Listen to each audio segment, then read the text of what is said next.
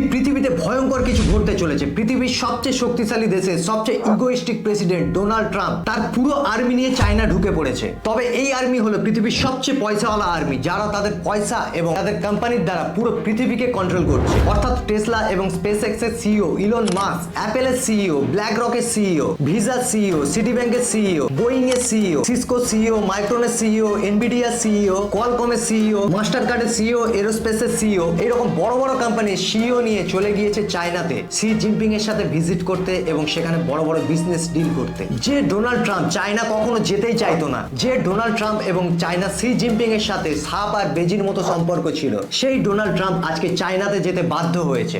কিন্তু কেন গেল চায়নাতে? ইরান এবং আমেরিকার মধ্যে যুদ্ধের কারণে পুরো পৃথিবীর ইকোনমি, পুরো পৃথিবীর অবস্থা আজকে দিনে খুব খারাপ। ইরান এখনো পর্যন্ত যুদ্ধে হার মানেনি। চায়না এখনো পর্যন্ত ইরান থেকে 90% তেল কিনছে, আর সেই কারণে যুদ্ধ চালিয়ে যাওয়ার জন্য ইরানের পয়সার অভাব হচ্ছে না। তাছাড়াও চায়না অনেক রকম ভাবে ইরানকে সাপোর্ট করে, আর চায়নার সাপোর্ট ছাড়া ইরান 10 দিনও যুদ্ধ চালিয়ে যেতে পারবে না। আমেরিকা চায় চায়নাকে বার্টারিং করে স্ট্রেট অফ হরমুজকে খুলতে। তাছাড়াও আমেরিকা চায় চায়নার সাথে টেরিফ ওয়ার শেষ করতে, কারণ আমেরিকা বুঝে গিয়েছে চায়নার সাথে টেরিফ ওয়ারে তারা পেরে উঠবে না। তার কারণ যতবার আমেরিকা চায়নার সাথে টেরিফ ওয়ার করতে গিয়েছে ততবার চায়না এগিয়ে গিয়েছে, চায়নার ইকোনমিতে কোনো এফেক্টই পড়েনি। আর তাছাড়াও আমেরিকার সবচেয়ে বড় মাথা ব্যথা ইরানের নিউক্লিয়ার প্রোগ্রাম।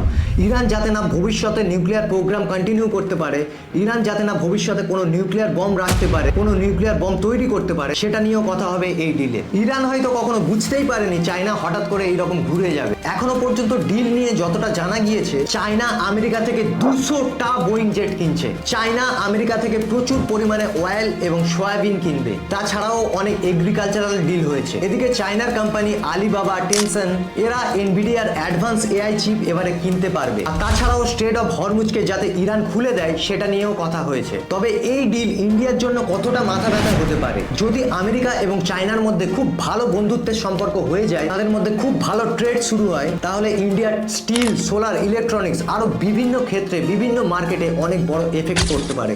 ইন্ডিয়ার ইকোনমিতে বহুত বড় এফেক্ট করতে পারে। তাছাড়াও আজকে পুরো ওয়ার্ল্ড এআই এর উপরে নির্ভর। সেই এআই এর পুরো টাকাটা চায়না এবং আমেরিকার মধ্যে চলে যাবে। সেটা আমাদের ভারতের জন্য খুব বড় প্রবলেম হয়ে দাঁড়াতে পারে। আর এই দুটো দেশ এক হয়ে যাওয়া মানে পুরো পৃথিবীর 50% ইকোনমি একদিকে আর পুরো পৃথিবী একদিকে। অর্থাৎ ভারত তথা কোনো দেশের ক্ষমতা নেই যে এই দুজনের বিরুদ্ধে কোনো রকম লড়াই লড়বে। আর এই ডিল যদি পুরোপুরিভাবে সাকসেসফুল হয়ে যায়, তাহলে ভারতের জন্য আরো কি কি সমস্যা হতে পারে, যদি আপনাদের জানা থাকে কমেন্ট করে জানাতে পারেন।